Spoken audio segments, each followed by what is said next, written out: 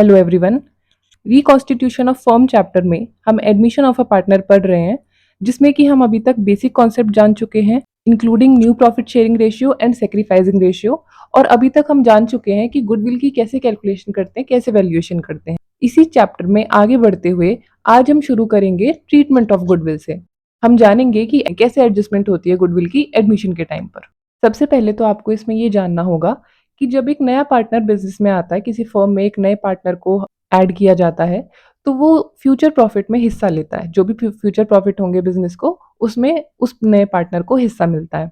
लेकिन जो वो प्रॉफिट होने वाला है बिजनेस को, वो सारा जो प्रॉफिट है वो जो पुराने पार्टनर्स हैं उनकी मेहनत का है, क्योंकि उन्होंने ही उस बिजनेस को स्टैब्लिश किया है, बनाया है, इस लेवल तक लेकर आए कि उनको वो प्रॉफिट हो रहा है। अगर हम गुडविल की बात करें तो गुडविल हम कहते हैं कि फर्म की रेपुटेशन है, नेम है। जो भी फ्यूचर में प्रॉफिट होने वाला है फर्म को, जो भी नॉर्मल प्रॉफिट से ऊपर का जो प्रॉफिट होगा, वो किसकी वजह से होता है? फर्म को गुडविल की वजह से। अब जो नया पार्टनर आता है उसको शेयर मिलता है फ्यूचर प्रॉफिट में, और जो ओल्ड पार्टनर्स होते हैं वो उसके लिए कुछ हिस्सा सेक्रीफाइस करते हैं। जब वो अपने हिस्से, अपने शेयर ऑफ प्रॉफिट में से नए पार्टनर के लिए सेक्रीफाइस करते हैं, तभी उस नए पार्टनर को फ्यूचर प्रॉफिट में हिस्सा मिलता है। इसी चीज की कंपनसेशन के लिए जो नया पार्टनर है वो प्रीमियम फॉर गुडविल लेकर आता है। अब ये जो प्रीमियम फॉर गुडविल है, इसको कैलकुलेट करने के लिए हमें गुडविल की जरूरत होती है। जो भी फर्म की गुडविल होती है, उसमें जो भी पार्टनर का शेयर है ऑफ प्रॉफिट है, जितना शेयर ऑफ प्रॉफिट उसको मिल रहा है, जो भी उसका हिस्सा है, वो गुडविल में से उतना हिस्सा लेकर आता है एज प्रीमियम फॉर गुडविल। इसीलिए हमें गुडविल की वैल्यूएशन करनी पड़ती है एडमिशन के टाइम पर। अब इसको डिटेल में समझते हैं। Eight the time of admission, the new partner acquires a share in the future profits of the firm. Admission के टाइम पर जो नया पार्टनर होता है वो फ्यूचर प्रॉफिट में हिस्सा लेता है। Therefore, the new partner compensates the sacrificing partners for the share of profit sacrificed by them. जो ओल्ड पार्टनर्स होते हैं उनमें से या तो सभी पार्टनर्स या कुछ पार्टनर्स अपना हिस्सा सेक्रीफाइस करते हैं उस नए पार्टनर के लिए, तो उनको कंपेंसेशन देने के लिए, क्योंकि वो अपना हिस्सा दे रहे हैं उस नए पार्टनर को, तो उनको कंपेंसेट करने के लिए जो नया पार्टनर है वो प्रीमियम फॉर गुडविल लेकर आता है। इसी ये जो कंपेंसेशन की हम बात करें, इसी को हम कहते हैं premium for goodwill. This compensation is known as premium for goodwill. और अगर हम बात करें कि ये प्रीमियम फॉर गुडविल कैलकुलेट कैसे करते हैं, तो प्रीमियम फॉर गुडविल को कैलकुलेट करने का फॉर्मूला है, गुडविल जो भी होगी फर्म की, पहले हम गुडविल की वैल्यूएशन करेंगे, देखेंगे कितनी गुडविल है फर्म की, उसको मल्टीप्लाई कर देंगे न्यू पार्टनर के शेयर से। जितना भी न्यू पार्टनर का शेयर है उससे हम इसको मल्टीप्लाई कर देते हैं, और ये आ जाती है आपकी प्रीमियम फॉर गुडविल। ये जो प्रीमियम फॉर गुडविल होती है, ये सेक्रीफाइसिंग पार्टनर्स को दी जाती है उनके सेक्रीफाइसिंग रेशियो में। अब आगे बढ़ते हैं और गुडविल की एडजस्टमेंट समझते हैं। यहाँ पर कुछ केसेस हैं, वन बाय वन हम सभी केसेस को जानेंगे। फर्स्ट केस है यहाँ पर, when premium brought in cash. जो नया पार्टनर है अगर वो प्रीमियम फॉर गुडविल को कैश में लेकर आ रहा है, उस केस में हम क्या करते हैं? सबसे पहले आपकी एंट्री क्या होती है यहाँ पर? कैश और bank account debit to premium for goodwill account. सबसे पहले गुडविल अगर आई है, प्रीमियम फॉर गुडविल आया है, तो उसकी हम एंट्री कर देंगे। फर्म के पास कैश आया होगा, जो भी मनी उसके पास अमाउंट आई होगी, तो कैश या बैंक अकाउंट हम डेबिट कर दिया हमने, और प्रीमियम फॉर गुडविल अकाउंट को क्रेडिट कर दिया है। तो ये एंट्री कब होगी? जब हम कर रहे हैं amount brought as premium by new partner, जब नया पार्टनर अमाउंट लेकर आया है प्रीमियम की। उसके बाद अब जो ये प्रीमियम फॉर गुडविल है, हमने अभी बात की कि जो प्रीमियम फॉर गुडविल होता है ये सेक्रीफाइसिंग पार्टनर्स को दिया जाता है। तो इसको हम क्या करते हैं? हम सेक्रीफाइसिंग पार्टनर की कैपिटल अकाउंट में ट्रांसफर कर देते हैं। इसके लिए हम एंट्री क्या करते हैं?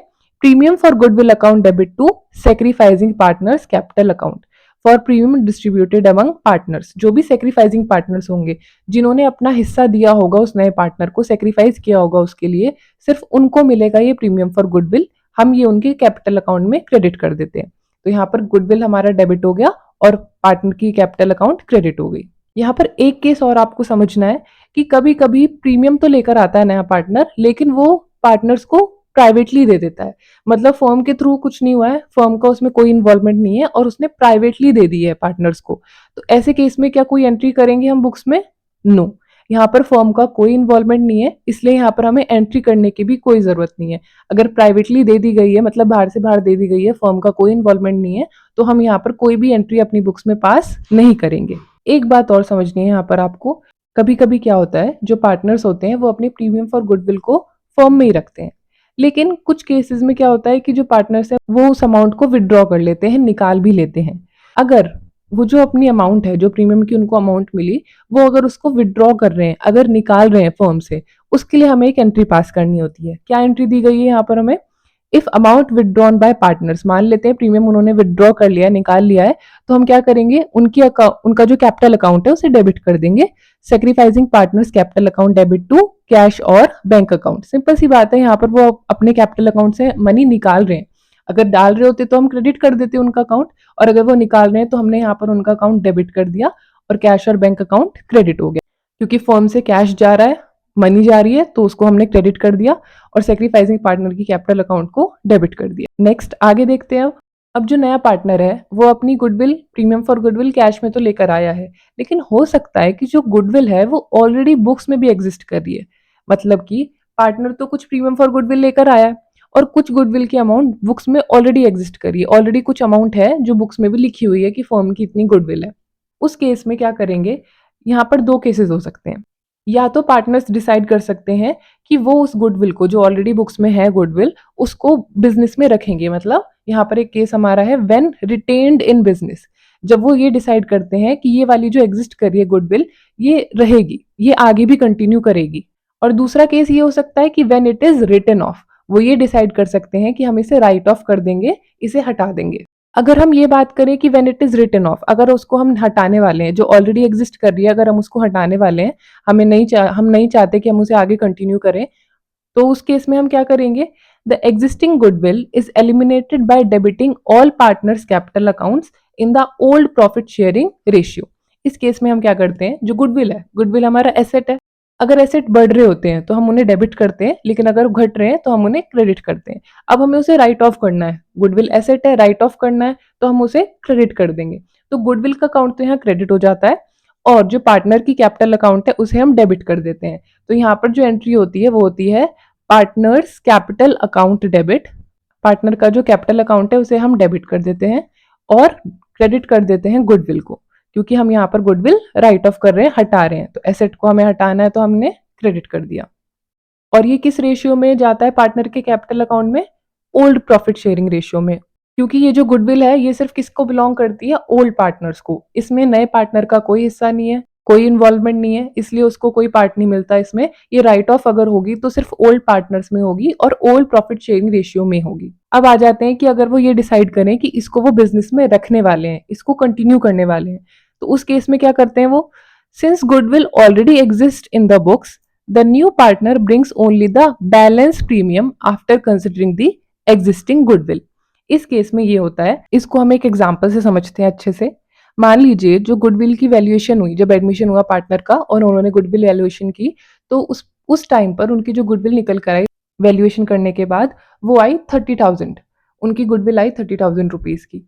बट जो उनकी बुक्स है उसमें ऑलरेडी 20,000 की गुडविल शो हो रही थी। 20,000 की उनकी गुडविल ऑलरेडी एग्जिस्ट कर रही थी बुक्स में। जब वो अपनी बैलेंस शीट बनाते थे तो उसमें गुडविल शो होती थी उन्हें 20,000 रुपीज की। तो इस केस में वैसे हम नॉर्मली क्या करते हैं, अभी हमने पीछे जाना कि प्रीमियम फॉर गुडविल कैलकुलेट करने के लिए हम क्या करते हैं, जो भी गुडविल की वैल्यूएशन की है, निकलकर जो भी गुडविल आई है, जैसे इस केस में 30,000 आई है, तो 30,000 को हम मल्टीप्लाई कर देते हैं 1/4 से। मान लीजिए ये न्यू पार्टनर का शेयर है, यही होती है उसकी प्रीमियम फॉर गुडविल। बट इस केस में क्या हो रहा है कि जो उसकी गुडविल है, मतलब जैसे हमने कहा कि 30,000 की वैल्यूएशन हुई है, उसमें से हम माइनस कर देंगे 20,000, क्योंकि ये जो गुडविल है ये ऑलरेडी एग्जिस्ट कर रही है बुक्स में, तो इसे हमें हटाना होगा, इसमें से निकाल देंगे, बचेगी 10,000 की गुडविल। अब ये जो रिमेनिंग गुडविल आई है इसको मल्टीप्लाई करेंगे हम 1/4 से, जो न्यू पार्टनर का शेयर है, और जितनी भी अमाउंट आएगी वो as a premium for goodwill लेकर आएगा। अगर हम यहाँ पर फॉर्मूला भी देखें तो वो भी यही दिया हुआ है, goodwill valued minus existing goodwill into new partners share. पहले जो भी गुडविल की वैल्यूएशन होके अमाउंट आई है उसमें से हम माइनस करेंगे एग्जिस्टिंग गुडविल को, जितनी ऑलरेडी बुक्स में एग्जिस्ट कर रही है। उसके बाद जो अमाउंट बचेगी उसको हम मल्टीप्लाई करेंगे न्यू पार्टनर के शेयर से, यही वो लेकर आएगा एज प्रीमियम फॉर गुडविल। तो इन ऑल इसे कंक्लूड करते हैं।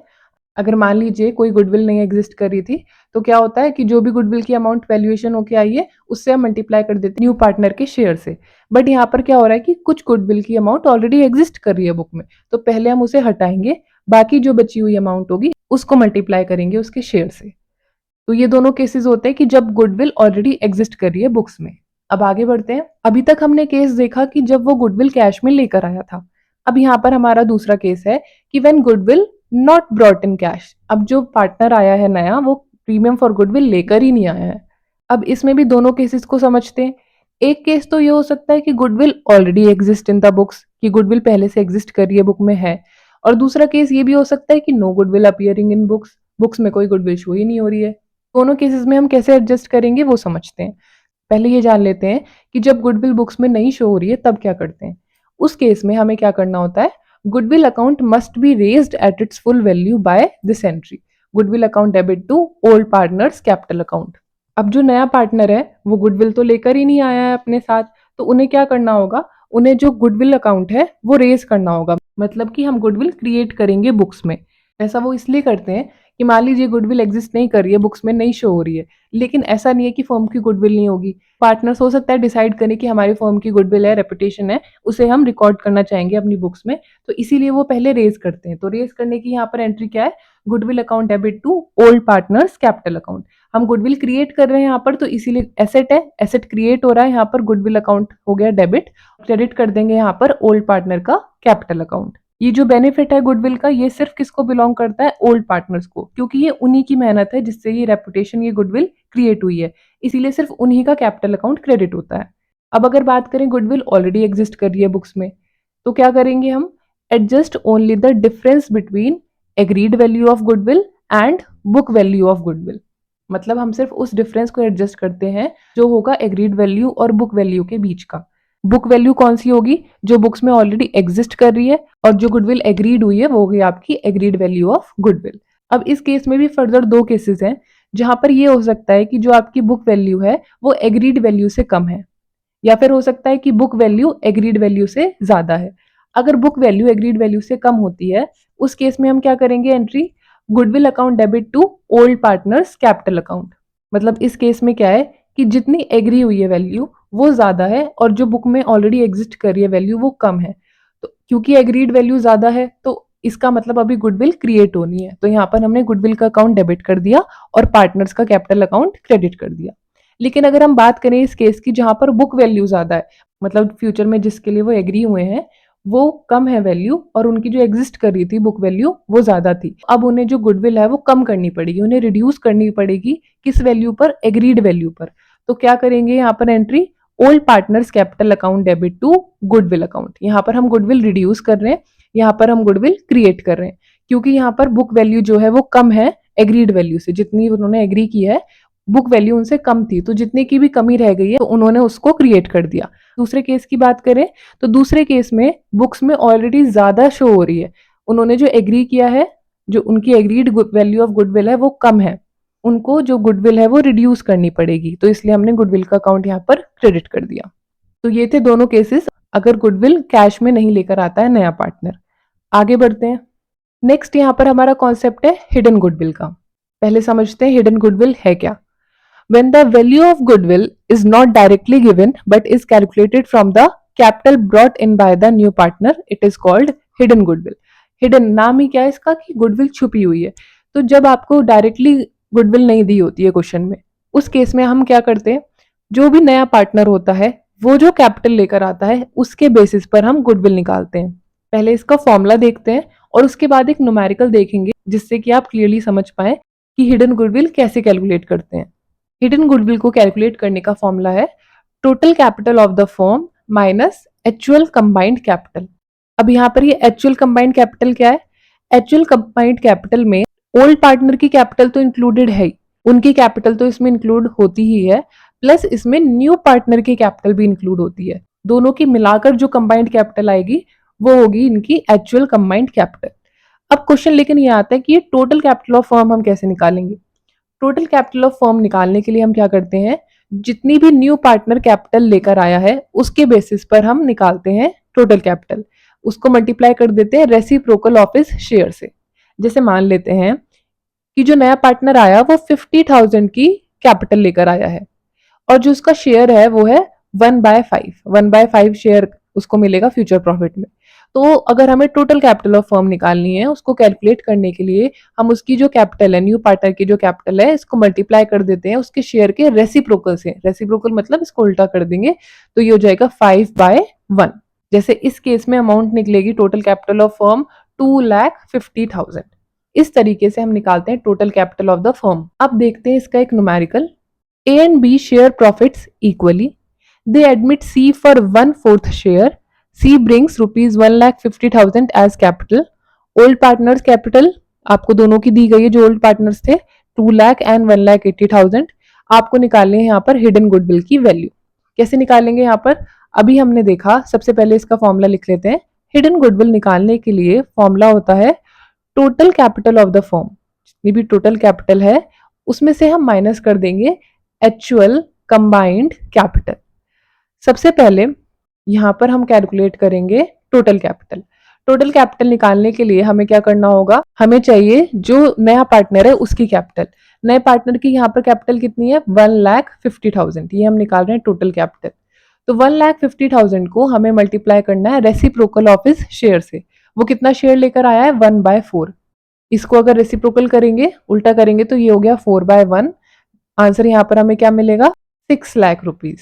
तो टोटल कैपिटल फर्म की हो गई 6 लाख। यहाँ पर हम रेसिप्रोकल से इसलिए मल्टीप्लाई करते हैं कि ये जो 1/4 पार्ट है ये तो सिर्फ सी का हिस्सा है। अगर हम इसका रेसिप्रोकल कर देंगे, इसका मतलब हम टोटल वैल्यू निकाल रहे हैं। अगर सी की कैपिटल इतनी है तो टोटल कैपिटल कितनी होगी? तो 6 लाख रुपीज यहाँ पर आ गई टोटल कैपिटल। इसको यहाँ पर रखते हैं, टोटल कैपिटल आ गई 6 लाख रुपीज। अगर हम बात करें एक्चुअल कंबाइंड कैपिटल की, ये कैसे निकालेंगे? सबसे पहले लेंगे ओल्ड पार्टनर्स की कैपिटल। कितनी है? ए की है 2 लाख, बी की है 1,80,000, और यहाँ पर ये ध्यान रखना है कि सी की भी इंक्लूड करनी है। ये मिस्टेक हो जाती है कभी कभी कि नए पार्टनर की इंक्लूड नहीं करते हैं। तो सी की भी अगर हम इंक्लूड करेंगे तो 1,50,000 हो गई सी की कैपिटल। इसको सॉल्व करेंगे तो आंसर यहाँ पर हमारा आएगा 70,000। तो हिडन गुडविल यहाँ पर कितनी निकल के आई फर्म की? 70,000, जो हमें डायरेक्टली क्वेश्चन में नहीं दी गई थी बट ये एग्जिस्ट कर रही थी। हमने कैसे निकाली? टोटल कैपिटल में से एक्चुअल कंबाइंड कैपिटल को माइनस कर दिया, जो डिफरेंस आया इसका मतलब यही है हमारी हिडन गुडविल। आगे बढ़ते हैं नेक्स्ट टॉपिक पर। नेक्स्ट यहाँ पर हमारी एडजस्टमेंट है, adjustment for accumulated profits and losses. सबसे पहले हम ये जानते हैं कि एक्यूमुलेटेड प्रॉफिट एंड लॉसेस होते क्या हैं। So accumulated profits and losses are the undistributed profits or losses of the firm that belongs only to the old partners because they were earned or incurred before the admission of the new partner.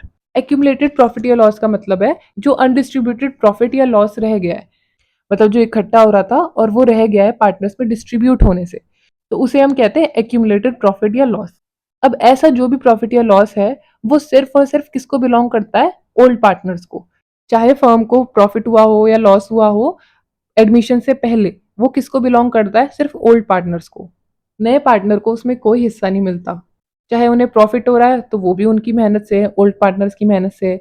चाहे उनको loss हो रहा है तो वो भी सिर्फ उन्हीं के रीजंस की वजह से, उनके डिसीजंस की वजह से। तो इसीलिए ये डिस्ट्रीब्यूट करना होता है सिर्फ और सिर्फ ओल्ड पार्टनर्स में। इसीलिए हमें इसकी एडजस्टमेंट करनी होती है कि एडमिशन से पहले हम ये ऐसी सारी चीज़ें क्लियर कर लेते हैं कि कोई एक्यूमुलेटेड प्रॉफिट और लॉस रह गया है अगर डिस्ट्रीब्यूट होने से पार्टनर्स में, तो हम एडमिशन से पहले उन्हें डिस्ट्रीब्यूट कर लेते हैं जिससे कि नए पार्टनर को उसमें कोई हिस्सा ना मिले। अब इसकी एडजस्टमेंट करते कैसे हैं? पहले अगर हम देखें एक्यूमुलेटेड प्रॉफिट्स को, तो इसमें क्या क्या आ सकते हैं? जैसे आपका जनरल रिजर्व हो गया, प्रॉफिट या लॉस अकाउंट का क्रेडिट बैलेंस हो गया, या फिर वर्कमैन कंपनसेशन रिजर्व हो गया अगर एक्सेस आ रहा है तो। ये सब हो गए आपके एक्यूमुलेटेड प्रॉफिट्स। अब सिंपल सी बात है कि अगर हम कैपिटल अकाउंट की बात करें, ये हम पहले भी डिस्कस कर चुके हैं कि जो पार्टनर का कैपिटल अकाउंट होता है उसका कैसा बैलेंस होता है? Credit balance. अगर कोई चीज पार्टनर को मिल रही है तो वो क्या होगी? क्रेडिट होगी, क्योंकि उनका कैपिटल अकाउंट बढ़ रहा है तो उसे हम क्रेडिट कर देंगे।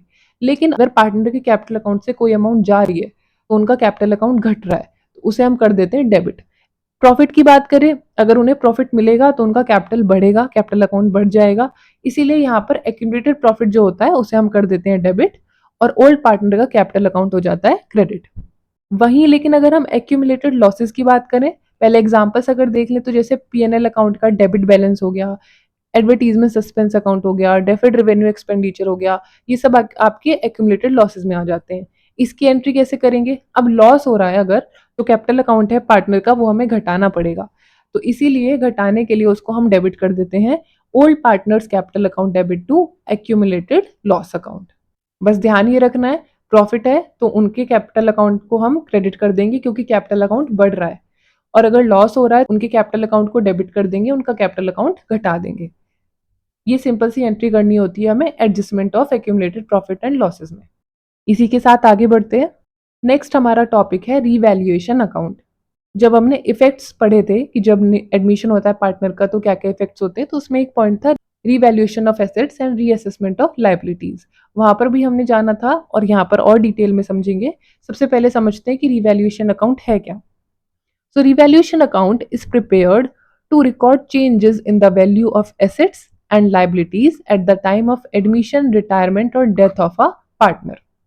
सबसे पहली चीज तो ये कि हमें एसेट्स और लायबिलिटीज की रीवैल्यू करने की क्या जरूरत होती है, पहले इस चीज को समझते हैं। चाहे पार्टनर का एडमिशन हुआ हो, रिटायरमेंट हुआ हो, डेथ हो गई हो, तीनों केसेस में हमें इसकी जरूरत होती है। अगर एडमिशन की बात करें तो जब नया पार्टनर बिजनेस में आया है और उसकी जो एसेट्स और लायबिलिटीज है, मान लीजिए उनकी वैल्यूज में कुछ चेंजेस आए हैं, एसेट्स कुछ बढ़े हैं कुछ घटे हैं, ऐसी लायबिलिटीज बढ़ी हैं या घटी हैं, उसकी वजह से फर्म को कुछ प्रॉफिट या लॉस हुआ होगा। हो सकता है उसे प्रॉफिट हुआ हो सकता है इस वजह से उसे लॉस भी हुआ हो। तो हमें क्या करना होता है, ये जो चेंजेस आए हैं एसेट्स और लायबिलिटीज की वैल्यू में, क्या इसमें कोई भी न्यू पार्टनर का हिस्सा होना चाहिए? नहीं, ये एडमिशन से पहले के हैं। जो भी चेंजेस आए हैं वो एडमिशन से पहले के हैं। इसका मतलब ये सिर्फ और सिर्फ ओल्ड पार्टनर्स को बिलोंग करता है, ये सिर्फ उनकी मेहनत का हिस्सा है। तो हमें इसीलिए इससे जो भी प्रॉफिट या लॉस होता है एसेट्स और लायबिलिटीज की रीवैल्यू करने के बाद, जो भी प्रॉफिट या लॉस होगा वो हम सिर्फ ओल्ड पार्टनर्स में देंगे, न्यू पार्टनर को उसमें कोई हिस्सा नहीं देते। ऐसी रिटायरमेंट की अगर हम बात करें, अब कोई पार्टनर बिजनेस को छोड़कर जा रहा है, लेकिन जब वो छोड़कर जा रहा है उससे पहले अगर कुछ भी फर्म को प्रॉफिट या लॉस हुआ है एसेट्स और लायबिलिटीज की वैल्यू में चेंजेस की वजह से, तो वो उसका भी हिस्सा है उसमें। इसीलिए जब वो छोड़कर जा रहा है उससे पहले उसे उसका हिस्सा देना पड़ता है उस प्रॉफिट या लॉस में, तब भी हम रिवैल्यूएशन अकाउंट बनाते हैं। और सेम ही बात होती है डेथ ऑफ अ पार्टनर के केस में। डेथ हो गई किसी पार्टनर की लेकिन उसका हिस्सा है उस प्रॉफिट या लॉस में, तो वो उसके अकाउंट में भी हमें ट्रांसफर करना होता है। इसीलिए रिवैल्यूएशन अकाउंट की जरूरत होती है। रिवैल्यूएशन अकाउंट का मेन पर्पस ही ये होता है कि जो भी एसेट्स की वैल्यूज में या लायबिलिटीज की वैल्यू में चेंजेस आए हैं, इंक्रीज हुई हैं, डिक्रीज हुई हैं, उससे जो भी फर्म को प्रॉफिट या लॉस हो रहा है वो पार्टनर्स में डिस्ट्रीब्यूट कर सकें। इसीलिए हम बनाते हैं revaluation account. It is a nominal account used to ascertain profit or loss arising due to revaluation। यही हमने अभी बात की कि ये नॉमिनल अकाउंट है और इसका मेन पर्पस बस इतना सा है कि ये प्रॉफिट या लॉस निकालता है जो भी रिवैल्यूएशन करने के बाद निकला है और वो पार्टनर्स में डिस्ट्रीब्यूट करता है। अब देखते हैं इसकी एंट्रीज कि रिवैल्यूएशन अकाउंट में हम कैसे जर्नल एंट्रीज करते हैं। अब रिवैल्यूएशन अकाउंट में आपको एक जनरल रूल, जो बेसिक रूल आपको याद करना है वो ये है कि जब भी फर्म को प्रॉफिट हो रहा होगा, जिस भी चीज से फर्म को प्रॉफिट हो रहा है वो हम सारी चीजें कर देंगे क्रेडिट रिवैल्यूएशन अकाउंट में, और जिन भी चीजों से फर्म को लॉस हो रहा है वो सारी चीजें हम कर देंगे डेबिट। अगर आप इस रूल को समझेंगे और उसके बाद एंट्रीज पास करेंगे तो इजीली कर पाएंगे, कोई कंफ्यूजन नहीं होगी। बस हर चीज में ये समझते चलना है कि इससे फर्म को प्रॉफिट हो रहा है या फिर लॉस। अगर हम फर्स्ट आइटम देखें तो वो है हमारा यहाँ पर increase in the value of asset. तो सबसे पहले आपको दिमाग में ये लाना है कि अगर एसेट की वैल्यू बढ़ रही है तो फर्म को प्रॉफिट हो रहा है या लॉस। एसेट्स है, अगर एसेट्स बढ़ेंगे तो फर्म को क्या होगा, प्रॉफिट। तो इसलिए हम रिवैल्यूएशन अकाउंट कर देंगे क्रेडिट। रिवैल्यूएशन अकाउंट में क्रेडिट साइड पर जाएंगे एसेट। तो वही एंट्री हमने यहाँ पास की है, asset account debit to revaluation account. Asset बढ़ रहे हैं, सिंपल सी बात है कि जब एसेट बढ़ते हैं तो उनको हम डेबिट करते हैं, तो इसलिए हमने इसे डेबिट किया है। और अगर रिवैल्यूएशन अकाउंट की बात करें तो अभी हमने कहा अगर प्रॉफिट है तो उसको हमें क्रेडिट करना है। सेकंड है यहाँ पर increase in the value of liability. Liability थी, लायबिलिटी बढ़ गई। अगर लायबिलिटी बढ़ेंगी तो फर्म के लिए क्या होगा, ये लॉस होगा। अगर लॉस हो रहा है तो रिवैल्यूएशन अकाउंट में क्या करना पड़ेगा, डेबिट। अगर हम देखें तो रिवैल्यूएशन अकाउंट यहाँ डेबिट हो गया और लायबिलिटी का ऑलरेडी क्रेडिट बैलेंस होता है, बढ़ने पर हम इसे क्रेडिट ही करेंगे, तो लायबिलिटी अकाउंट यहाँ पर क्रेडिट हो गया। थर्ड है हमारा यहाँ पर decrease in the value of asset. अगर एसेट घटेंगे तो फर्म को अगेन क्या हो गया, लॉस। लॉस हो रहा है तो रिवैल्यूएशन अकाउंट होगा हमारा डेबिट और एसेट हो जाएंगे क्रेडिट। क्योंकि एसेट घट रहे हैं तो हमें यहाँ पर उनको क्रेडिट करना पड़ा। फोर्थ है यहाँ पर decrease in the value of liability. पहला क्वेश्चन क्या लाना है दिमाग में, प्रॉफिट होगा या loss.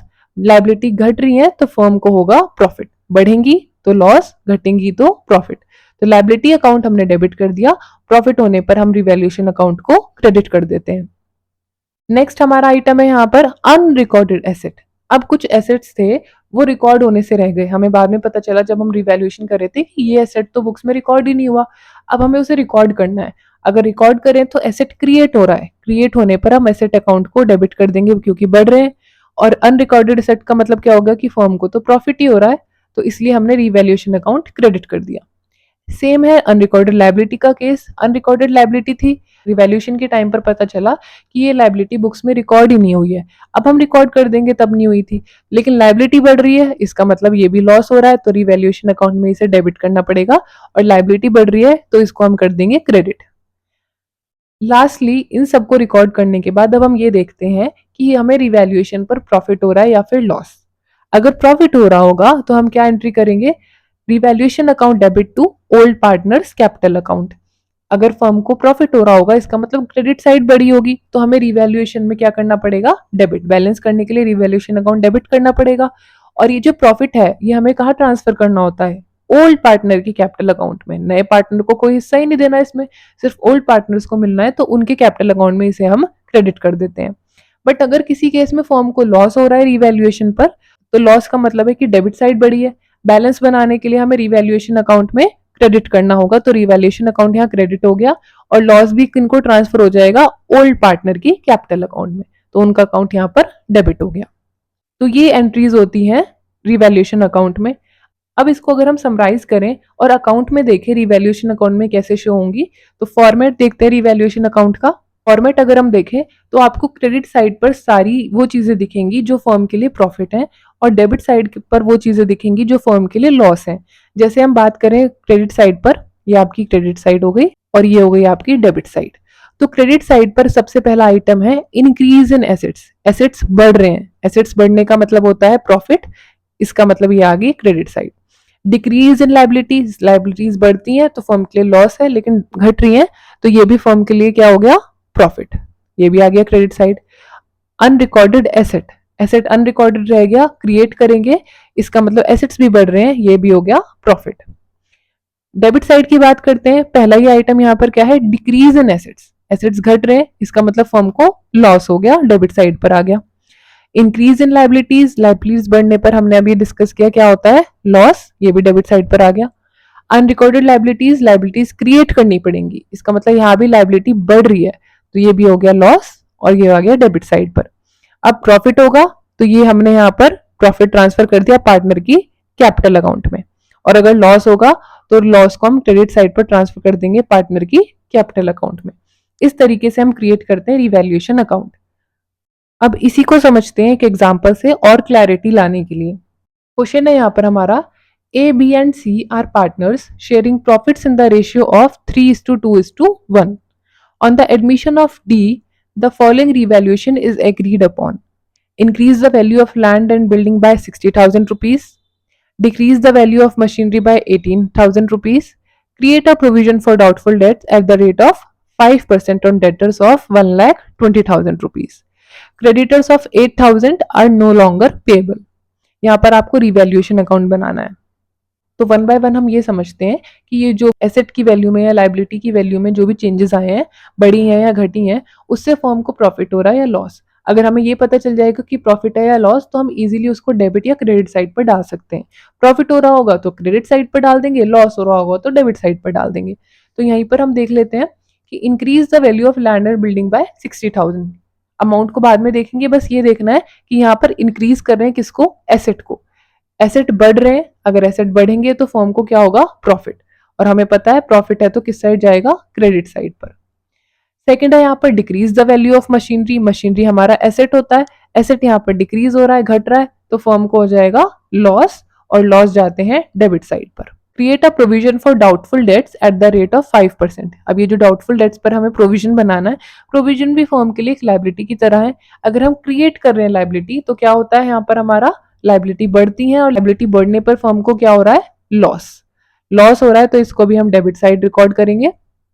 And creditors of 8,000 are no longer payable, मतलब उन्हें क्रेडिटर्स हमारे क्या होती है, लायबिलिटी होती है जिन्हें हमें पैसा देना है, अब वो जो 8,000 के क्रेडिटर्स थे आर नो लॉन्गर पेबल, मतलब अब उन्हें 8,000 रुपीज नहीं देने हैं, मतलब अब उन्हें पे नहीं करना है। इसका मतलब तो हमारी लाइबिलिटी घट गई।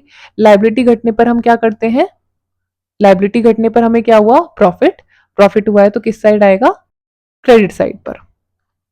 अब हम इन्हीं चीजों को रिवैल्यूएशन अकाउंट में रिकॉर्ड करें तो कैसे शो करेंगे वो देखते हैं। सबसे पहला आइटम था हमारा increase the value of land and building bye 60,000 rupees.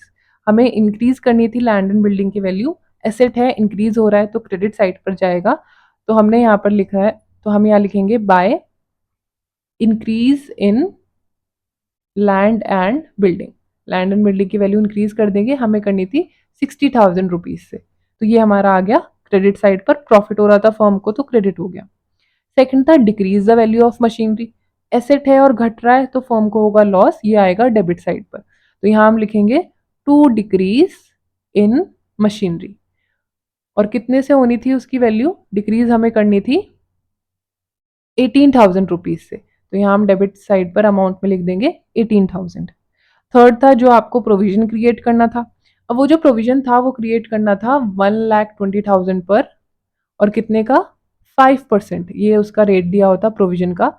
इसको सॉल्व करेंगे, आंसर हमें मिलेगा 6,000। तो 6,000 का प्रोविजन क्रिएट करना है, लाइबिलिटी क्रिएट करनी है, इसका मतलब ये डेबिट हो जाएगा to provision for doubtful debts. ये हमें कितने अमाउंट से करना है, 6,000 से। तो अमाउंट में हमने लिख दिया 6,000 रुपीज। उसके बाद लास्ट आपका एक पॉइंट था कि जो क्रेडिटर्स हैं 8,000 रुपीज के, they are no longer payable, मतलब हमारी लाइबिलिटी घट रही है। जब लाइबिलिटी घटेगी इसका मतलब हम इसे कर देंगे क्रेडिट, क्योंकि फर्म के लिए होगा वो प्रॉफिट। तो यहाँ पर हम लिख देंगे बाय डिक्रीज इन क्रेडिटर्स, क्योंकि क्रेडिटर्स की वैल्यू में तो डिक्रीज ही हो रहा है, अब हमें उन्हें पे नहीं करना है।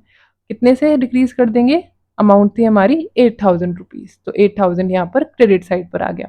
अब अगर हम टोटल करें तो क्रेडिट साइड पर हमें यहाँ पर टोटल मिल गया 68,000। हमें दिख रहा है क्रेडिट साइड का बड़ा है, तो टोटल यहाँ पर दोनों साइड आ गया 68,000। इसको बैलेंस करने के लिए हमें डेबिट साइड पर लिखना पड़ेगा, और क्योंकि क्रेडिट साइड बड़ी आ रही है इसका मतलब फर्म को हो रहा है प्रॉफिट, तो ये हम पार्टनर की कैपिटल अकाउंट में ट्रांसफर कर देंगे। यहाँ हमने लिख दिया टू पार्टनर्स कैपिटल अकाउंट। और ये किस किस को मिलेगा, ये सिर्फ ए, बी और सी को। डी जो है वो हमारा नया पार्टनर है, लेकिन उसको इसमें कोई हिस्सा नहीं मिलना, ये सिर्फ और सिर्फ बिलोंग करता है ओल्ड पार्टनर्स को, क्योंकि ये एडमिशन के पहले का प्रॉफिट या लॉस है। यहाँ पर प्रॉफिट आया है तो ये एडमिशन से पहले का प्रॉफिट है, इसलिए ये सिर्फ तीनों में डिस्ट्रीब्यूट होगा, डी को कोई हिस्सा नहीं मिलना। अमाउंट निकाल लेते हैं। ये 68,000 में से जब हम डेबिट साइड के अमाउंट माइनस करेंगे तो यहाँ पर हमें जो टोटल अमाउंट मिलेगी, पहले वो हम यहाँ लिख लेते हैं, आएगी 44,000। अब ये जो 44,000 है ये तीनों में डिस्ट्रीब्यूट होना है। रेशियो क्या दिया हुआ था तीनों का, 3:2:1। जब हम डिस्ट्रीब्यूट करेंगे इस अमाउंट को तो ए को कितना आएगा, यहाँ पर चाहे तो हम कैलकुलेशन कर लेते हैं। 44,000 में से हम ए का हिस्सा देंगे जो कि है 3/6। ऐसे ही बी का कितना हिस्सा है 44,000 में 2/6, एंड सी का कितना हिस्सा होगा 44,000 में 1/6। तो ए को यहाँ पर हिस्सा मिलेगा 22,000। बी की बात करें तो बी को यहाँ पर मिलेगा, पॉइंट में आ रहा है यहाँ पर राउंड ऑफ कर लेंगे, 14,667। और अगर सी की बात करें तो सी को यहाँ पर हिस्सा मिलेगा 7,333। तो ये हो गए तीनों के हिस्से, प्रॉफिट डिस्ट्रीब्यूट हो गया तीनों में। इस तरीके से हम बनाते हैं रिवैल्यूएशन अकाउंट। तो ये था हमारा चैप्टर रिकॉन्स्टिट्यूशन ऑफ फर्म, जिसमें हमने एडमिशन ऑफ अ पार्टनर जान चुके हैं। नेक्स्ट जो टॉपिक हमारा रहेगा वो रहेगा retirement and death of a partner. हम जानेंगे जब पार्टनर रिटायर करता है या पार्टनर की डेथ हो जाती है तो उस केस में क्या क्या एडजस्टमेंट करनी होती है, कैसे रिकॉर्ड करना होता है, ये सारी हम चीज़ें जानेंगे नेक्स्ट क्लास में। आई होप इतना अभी आपको क्लियर होगा। अगर आपका कोई भी डाउट है तो वो आप कमेंट बॉक्स में पूछ सकते हैं, या फिर टेलीग्राम का लिंक दिया गया है, वहाँ पर जाकर आप अपना डाउट क्लियर कर सकते हैं। That's all for this video. Keep learning and keep practising.